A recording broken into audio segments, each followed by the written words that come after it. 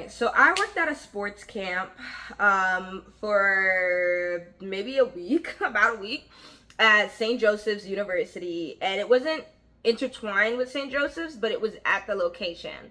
And at first glance, this camp was beautiful. They gave me a call and was like, hey, like, we want you, da da da. I was like, okay, cool. Like, I just wanted to do a summer job that wasn't stressful. My recent summer jobs, that was a camp. I was an instructor and did all these things, and they treated me like crap every single year, and I decided to leave. And they definitely ostracized me as a black female. So I did not work with that company anymore.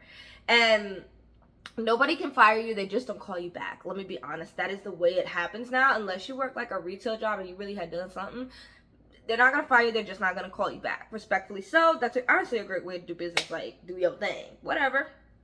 So I quit this job. It was a quick little summer job I thought would be fun. I had a schedule. I was allowed to pick my schedule. I made it flexible. I work every other week, and it was in Long Island. Like I said, it's in Patchogue, and I'm saying this on purpose because I can't say the name of the company, but y'all know it's at St. Joseph's University, that Catholic little private school, and basically it's a teaching school. But basically it was an all white people camp. Yes, I'm saying that y'all could get mad, y'all could unfollow, y'all could comment. It was an all white person camp, and there was like, me, 2 black people. Now, I don't know if, when they called me, they didn't know I was black, but it's given she should have. The director of my specific program, who used to be like a coach, I was an assistant coach, even though I would say it was like a counselor job, to be honest. Which I didn't know. They didn't say that. And what they put in the description of what you would be doing was not what I was doing. And it was very frustrating. And it was only for like $500 a week. Like, you got me working with no break either. Like, when the kids eat is when you eat. And I find that very disgusting in education when they do that. They do that to subs and they do that to counselors, where they make the counselor eat with the kids, when in reality, you should give that person a real break away from those kids, and they should be able to eat in peace. But they don't do that. It's a disgusting way of American education, American system. It's gross. So this is a sports camp. The kids are predominantly white. And there may have been like, out of like 500 kids, 3 black kids. I worked with the little group, and I had 2 other people with me. One girl who was new, and she was sweet. She was cool. I love her. She was chill. I fucked with her. But the other girl, who was the head counselor, the head coach, was pretty racist. And I say this because little jabs started to get thrown, and I did not notice it. So the person who hired me was supposed to be there the first day, which was Monday, and she was not. She allegedly got into a car accident. And I say allegedly because how you come up to work the next day, it's just giving you didn't want to come to work, and they make you feel like shit when you don't. That's the type of job this is. So right off the back, I'm willing to do everything. I'm very kind. And I noticed that the head coach didn't want to do... I'm so dehydrated. I'm sorry, you guys. I'm like spitting. I'm noticing that the head coach didn't want to do their job. I got hired as a swim coach, and then they ended up making me do babysitting work and swim coach at the same time. It was not great. I did not like it, and I'm being honest, I saw the prices that the parents pay, like $700 a week. $700 a week is insane. Meanwhile, your employees are getting paid $500 per week. It's kind of sad, because you know who gets a lot of that money? The higher up people, the higher directors, the administrative, they all get that money, but they never show their face, and or they're the most racist people you know when it comes to sports camp. So this sports camp is in Long Island as well. Let me put that out there. I know I'm splitting this conversation. This is a sports camp in Long Island, and I'm going to tell you something about Long Island. The further you get out east, the less you will see black people. It literally just disperses. Like, you're gone. Like, it literally disperses. Like, I'm from Mastic Beach and Queens, so, so I'm from Mastic Beach, so yes, like, there's a lot more black people and Native Americans there, and the Latino population as well is very big there. But that's pretty much where the hub stops. Like, everywhere else past that, the Mauritius, the Hamptons, Montauk, all those places are very isolated white people. And it reminds me a lot of upstate as well. And this is New York.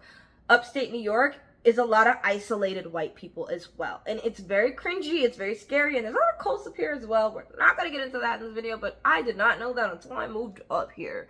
That's why I want to go back to the city. Like, I don't want to be here. I don't want to do this. Like, this is weird. I don't like the way they maneuver, being zebras. I'm not, you know what I mean? Like, being a zebra, dating white women, it's weird up here, and I really don't fuck with it. But anyways, back to this camp. So I'm literally, I got there early. I said, hi, my name is Nia. I didn't have a t-shirt. I was dressed proper, but I didn't have a t-shirt, no nothing. And then they gave me a shirt, and they walked me through things. I was helping clean. I was watching them. Like, literally, I didn't have an orientation or anything. So I helped them out. And the first day, literally, my head coach was like, I don't want to do this. Not me. She was like, I don't want to swim today. I'm not putting that on. She don't want to do anything. And then she also tells me I don't like confrontation. Because somebody said, hey, are you going to ask the director, the one who hired me, are you going to ask her, let's call her Lainey. Are you going to ask Lainey, and this is not her name, but are you going to ask Lainey, is she going to do this or that? Is she going to be mad? And she was like, my head coach was like, I don't want to have confrontation. So that started to let me know something is up. Something right here. And the best part of having an Android, having a Samsung, not being put in group chats. Because if I was in the group chat, I think I probably would have been very mad, and there probably would have been a lot of miscommunicated things and all that. But I wasn't in the group chat, so I didn't give a fuck. I did not know what was going on. I was always out of the loop, and it was really good for my benefit because it made me go to work happy. I loved being a swim coach. I loved helping the kids. I love swimming with the kids. Like, that's something I learned. I was like, maybe I'll be a scuba diving instructor or be like a little kid swim instructor, because I loved it so much. Like, teaching them how to swim, teaching them this really good skill that they should have, seeing how happy they are, seeing how quick they are to just float on the water and stuff. I loved it. Just being there as a safety net for those kids, loved it. I absolutely loved it. That was my favorite part of the day. But my head coach hated it. She hated it. She didn't want to do it. But she used to be a nanny. She used to work for these really rich people in the Hamptons.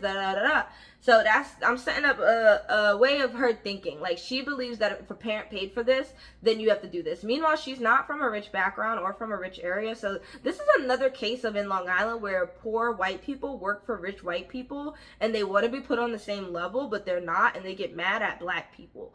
I know that was a lot for you to digest, but just bear with me. So then I'm noticing that about her. I'm like, oh, she's a little odd. But me and the girl who went to college already and has done it, and she's the girl that was cool, and she's doing student teaching, we were chill. We were like this. Like, she was chill. She understood, like, it's not that big of a deal. It's just the camp. We did our job, and we would go home. But with this girl, she had to talk to, let's say, Lenny, the girl, Lenny, whatever. She had to talk to the director of our particular camp and age group. And she was just like being basically mean to her and telling her she wasn't doing enough. And then, mind you, so the first day went well. Next day I come in the next day, she goes, oh, you don't have to come in at 8 o'clock. You can come in at 8:30. Keep this in mind. So I'm like, all right, bet. So I come in at 8:30 every single day after, and one day I was late, and I told the director. I said, I'm going to be 10 minutes late, so I came in at like 8:40 instead of 8:30, and the director says nothing. So after a while, I started noticing how they're moving. One thing that I was not okay with was them putting sunscreen on the kids. And these kids were old enough to do it themselves, and instead of letting them do it themselves, they would badger. And this is a thing that a lot of white teachers do. I've noticed, I'm gonna be honest. They badger. They've done it to me in school. I don't like it. They badger. I hate teachers in general that badger, where they're just like, what are you doing? Are you doing this? They're walking around. They're following you. You think that's being an active teacher. It's actually not. It's getting on people's nerves. It's picking. Because you don't have control in your own life and all these other areas, you try to pick. You try to pick at things and nit at them, and it's annoying.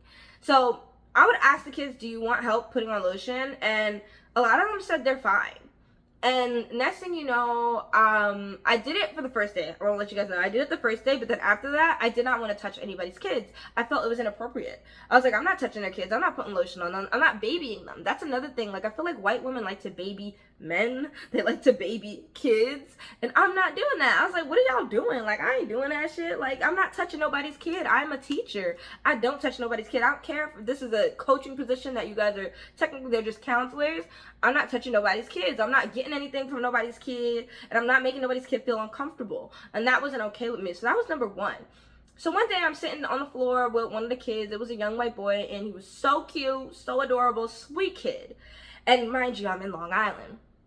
And the kid goes to me, because I had locks at the time, full locks. He goes, why is your skin that color?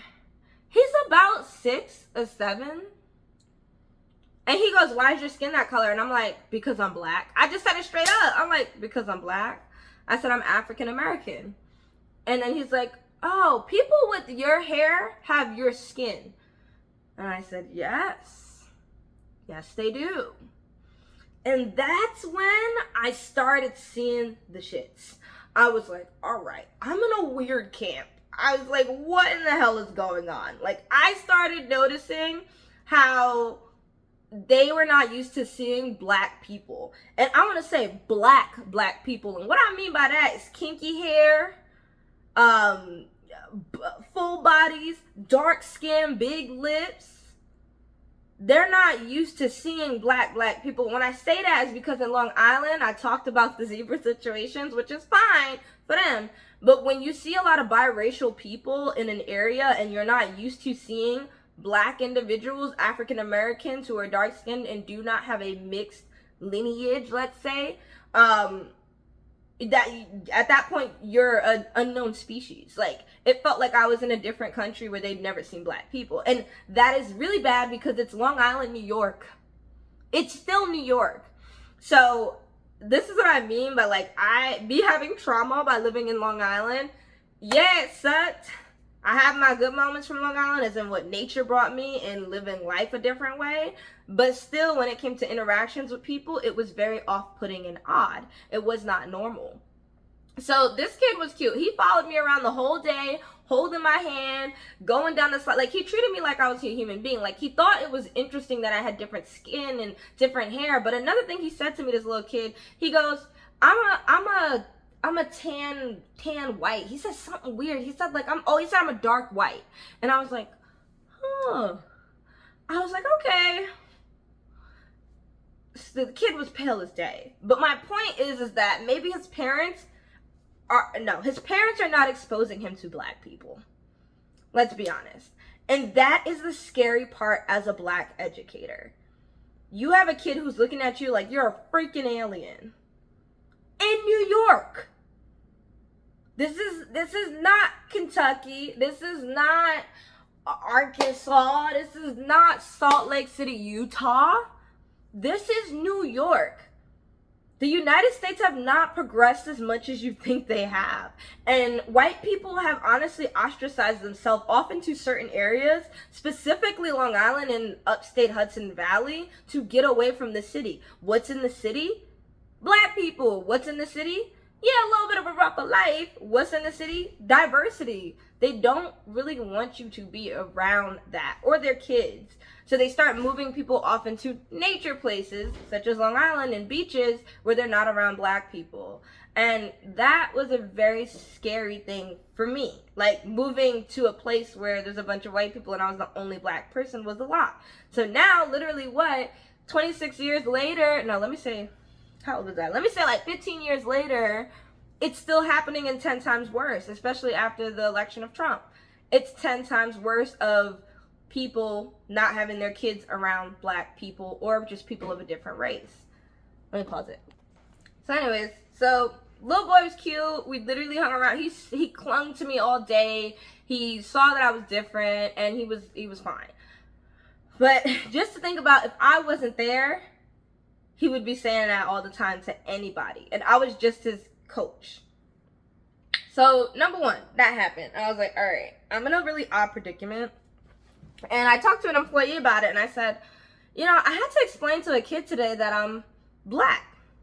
I'm African American. And the white girl goes, my head coach, the one who doesn't like confrontation, she goes, kids say the darndest things. And I'm like, no, maybe he just isn't exposed to black people. And that's kind of sad. And she got quiet. Almost as if what I said was so bad. And I was like, literally, it was a little simple conversation. I was like, oh, I could tell I struck a nerve with her. And she's not used to black people either. Herself. And I think was she from Syosset? No, she wasn't. Syosset, they got money. She was from somewhere not really didn't have a lot of money. Like, I'm trying to think. There's certain areas of Long Island, you can look it up on Zillow, I'm not lying. Certain areas of Long Island are just not as wealthy, like Mastic Beach, one of the lowest. And it's crazy because it's right next to the Hamptons, and now a lot of people are moving into Mastic Beach, and a lot of people from Mastic Beach are moving out because they can't afford it. Same thing happening with Brooklyn. I forgot where this girl is from, but she's not from a wealthy family. So she's usually used to being around rich white people that say whatever to her and do whatever, and I clocked it. I was like, this is not okay. This is a little weird, but I let it go, right? So then next thing you know, and the other girl agreed with me. She was like, yeah, that's kind of sad. Like, he didn't know that black people exist. And I was just like, yeah, like, thank you. We on the same page. And then what I started to notice was a lot of the employees had cross necklaces. Like Jesus, like Christ. Like, I was like, wow, all y'all got a cross necklace. And I was like, this is St. Joseph University, which is a university, but at the same time, it's called St. Joseph for a reason. It is giving Catholic school. It is giving Catholic girl. So I was like, this is a little strange. So now I got religious white people. I'm the only black girl. All right, it's got a little weird, but I kept working. When it started to get really bad was when the person who got in a car accident, Lenny, the other director, right? She came around and she just would like stare at me. And she would mean mug me. She would look at me. I'd turn around. I see her staring at my booty. I'm like, okay, like what do you want? Like, she looked like she hated me. And I just did nothing but my job. I didn't do nothing more. I didn't do nothing less. I did my job. That is how I am when it comes to working, especially if you're only paying me $500 a week. I am doing my job and that is it. I'm not doing nothing more and I'm not doing nothing less. You best believe. But for some reason with white people, when they see a black person not working 10 times as hard as they are, they get really angry. They get nasty as well.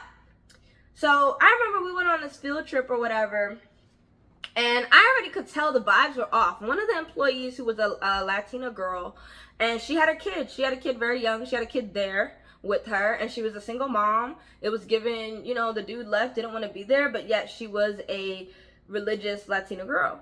And she didn't even ask me my name. She didn't even look in my face, like, the first day. Like, everybody else, like, I said hello, they said hello back, but nobody in this place ever said hello to me or what's your name. They kind of looked at me like, oh, it's that black girl. It was so creepy, but I dealt with it because I was like, all right, I know this is weird. I'm gonna quit this job after like this week, and I'm just gonna live out the summer being broke. Because it's not worth it. It's not worth going to work and then going to the beach. That was my plan. I went to work, I went to the beach every single day. And then I was like, I can't do this no more. Like, and I'll tell you why, like what happened at the end. So then, boom, we're like, I'm noticing things about people, and we had to buckle the kids in on the bus. So we're going on this field trip. Mind you, the Latina girl who didn't want to get to know me whatsoever, she acted like I was a slave. She acted like I was her worst enemy. And I did nothing but be kind. I did nothing but be myself and kept to myself and always helped the kids.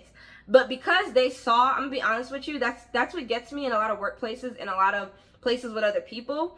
When people see, oh, what the little microaggressions that we're doing to Nia is not getting to her, oh, we're gonna have to go deeper. We're gonna have to talk about her. We're gonna have to make her feel so uncomfortable so that she does something that shows she is just an angry black woman. And I don't give it to them. I don't. So it's like you ignoring me saying hello, you're not even asking who my name is, like what my name is. It ain't gonna bother me. I'm still gonna be that polite black woman at the end of the day. But because I am, that bothers them. And that's an issue for me, but I kind of just like keep it pushing. Because I'm like, I can't give them what they want. They want to see an angry black woman, and I can't give that to them. So I'm on the bus with the same girl, this Latina chick, and she's just like, I buckle up some students on the bus. It's my first time, doing all this. So I'm like, all right, whatever. So I'll buckle up some students. One of the seatbelts wasn't tightened. And I didn't even have to adjust it to realize it wasn't going to tighten. I looked at it and I was like, this is not going to tighten. But I buckled it anyway. And I took a seat down, and she turns around and she goes, this needs to be tighter. And she starts buckling and rearranging it. And I'm like, oh, like, do you want some help with that? I think I could give you some help. She's ignoring me. She's acting like I don't exist. I repeat it one more time. I said, hey, would you like some help with that? I don't mind. It was my responsibility to buckle them in. And she's not saying anything. She's ignoring me. She's like she's struggling. She's just like really angry. And then she gives up and she's like, I don't know. And I'm like, this is what I mean. So a person that you do something, right? You put a pencil, I don't know, on this side of the desk where someone told you to put the pencil down. And then they decide in their head, that's not good enough. You're not good enough, so I'm going to do it my motherfucking self. And then they do it, and they fuck it up. And that's basically what happened, and she got mad. So I didn't make a big fuss about it. I unbuckled the kid, and I said, do you want to sit with me? And he goes, yeah. And he was so happy, and we were on the bus, we were talking. It was a good day. So it was just like, things like that, those microaggressions that were happening towards me, I let them go because my money's my money, my paper's my paper, and I'm going to get it and go. But I was like, something ain't right. Something ain't right. And then I'm overhearing, like, and after a while at lunch, let's fast forward a little bit. At lunch, I stopped sitting with them. I sat with them one day, but then I sat by myself and I watched the kids because they creep me out. Those girls creep me out. Those counselors, those coaches. It was like they hated their lives, but they were all trying to make the kids believe that they were happy. And it was very strange because for me, I am a regular person. I don't, kids, yay! I don't do any of that. Like, kids like me because I'm myself. I'm me, I'm chill, I'm Miss Nia. Like, we chilling. I don't do all that extra shit to impress a kid, and they still like me. So when other people see that, especially white people, they get upset because they're like, she's not breaking her neck. She's not acting like she's happy, if that makes sense. And I'm like, yeah, because kids can sense that. They can sense if you are not happy and you're faking the shit. And they don't want to be around you. And honestly, it's scary when you're trying to impress a kid and they're just like, leave me alone. So there was that. I noticed that they didn't like that because I wasn't uppity enough. I didn't badger kids. And I've gotten compliments about that, which is crazy, like from parents and from kids and from people in my workplaces where they're like, they literally come up to me and they're like, thank you for not harassing me. I've had that happen. I've had people say, thank you for not harassing me. Isn't that sad? That's just sad. And then you got the white person over there, the manager, that's mad at me because I didn't harass them and because I'm getting complimented. It's so weird. So let's fast forward back on the trip. So we on the trip, doing my job, chilling, and basically it got to a point where Lenny, now the director's around, and she is staring me down like a hawk again. And I'm like, girl, like I'm watching the kids, I'm doing my thing, I'm talking to the kids, and I'm just being mellow, I'm being calm. And she's like all up in the kid's face, like, how are you today? Ah! And I'm like, and the kid's looking at her like, girl, back up. And I'm just like, this is what I mean. Chill out. Like, kids don't like all that. Like, why are you doing so much? So then she's watching me. Basically, you have that manager that watches you because they want to see if you're going to do stuff to impress them. And I didn't do nothing. I did not change my stamina. I did not change my aura. I did not change my tone. And I did not change my look. I was Nia, Miss Nia. And she's watching me with her arms folded. And then she turns to another employee, the girl that was on my team that I messed with, she cool, and was just like, oh, and she, let's say, what's her name? Let's call her Gabby or something. This girl's name is Gabby, the girl I'm cool with. And you have her look at me and then say to the kids, don't we want Gabby to come back? We want Gabby to come back. We love her. And I'm right in front of me and I'm like, are you trying to make me jealous? In my head, I'm like, that's cute. I'm like, you're really trying it. I don't work that way. I'm not like most people that would actually react in that. I'm not like most people that would cry and boo-hoo. No, I don't. My work is my work and it speaks for itself. I don't do nothing more. I don't need to impress anybody. I don't need to keep this damn job. That's exactly what I was thinking too at that moment. I was like, oh, she's trying it. And it's only Wednesday. I'm like, all right. So she's mad because I'm not being a kiss ass. I'm not being uppity. I'm not badgering this kid. She mad. So then I was like, all right. Bet. So I keep doing my job. I don't change nothing about it. And that's when that day, that's the same day when I got on the bus and I got off and I'm waiting for the kids to line up. And mind you, I'm not the head coach. I'm the assistant. So I'm just out there making sure that nothing as bad is happening while the head coach is not there. So I'm waiting for them to get off the bus, and I turn around, and I see this, she a white lady too. I turn around, and I see her face red as day. Like, she has, like, those red cheeks, and it's honestly cute on a lot of people, but it just wasn't on her. And I turn around, and it looked like somebody done smacked the Jesus out of her. I'm like, and she's staring right at my booty. And I'm like, I'm just looking at her, dead in her face, like, are you gonna stop? And then she looks me in the eye and looks away. And I'm like, girl, what is your issue? Like, do you like me? Do you want to fuck me? Like, let me know. Like, I don't like you like that. But it's like, come on. Like, if you have an issue with me, let me know. Do you love me or do you hate me? And I think that's a problem. People love, I guess they hate to love me, if that makes sense. And especially as a black girl, me being myself, me coming in and doing the job that they were supposed to do 10 times better and with a happy attitude as well, gets people mad. So that happened, and I was like, all right, this is off. And then mind you, that Wednesday when I first came in, what was weird was a director from another camp. It was an older white gentleman, probably in his 50s. He had, and it was the same organization, but it was different camps. So you had outdoor, you had swim, you had everything in different age groups, and you had basketball camp. It was everything at St. Joseph College. And this is not affiliated with the college whatsoever. The college was just the location. Let me say that one more time. This is not affiliated with the college whatsoever. This was just the location. But the location says a lot about the camp and the people. Remind you that. Patchogue, New York. Okay? So basically, I'm like at the point where I'm like, all right, I see that it's not really a good place, but I said the major thing which made me say I was not coming back was when I saw that older gentleman. It was supposed to be Wacky Wednesday. I had no clue. It was just Cowboy Wednesday for our group, so I had no clue. And they were all dressed up in inappropriate stuff. It was weird. Like, they were wearing booty shorts and all that, the counselors, but I was not doing that. The coaches that were counselors. I just wore my regular outfit. Like, I did not care. So then, next thing you know, you have this white guy wearing locks. And he had a wig, like a locks wig, which was super cultural. It was so inappropriate. He was basically saying that for Wacky Wednesday, I'm going to wear black people's hair. Now, mind you, I just had a conversation with a young white boy about my hair and my skin and what a black person is. And I go out there and I see, mind you, if I wasn't there, this young white boy assumes that locks are wacky.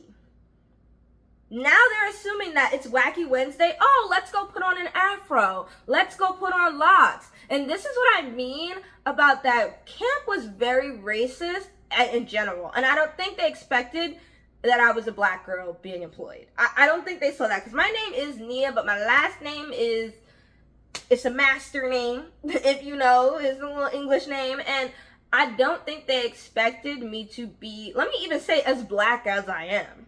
I don't think so. Because what you see in Long Island is a lot of girls who don't accept their blackness and want to rebuke their blackness and or biracial. So I think they were expecting that and they didn't get that and they got upset. So when I saw that, I didn't say anything, but that was my definite, you're not coming back here. That's disgusting. You're not about to, it's 2024, you're not about to sit here on Wacky Wednesday and say that, oh, this hairstyle is wacky. Mind you, he was also the person directing and parking. So every single white parent saw his hair and thought it was funny. They thought it was funny. And that is not a place I want to be. And the camp knows who they are. Disgusting. Disgusting.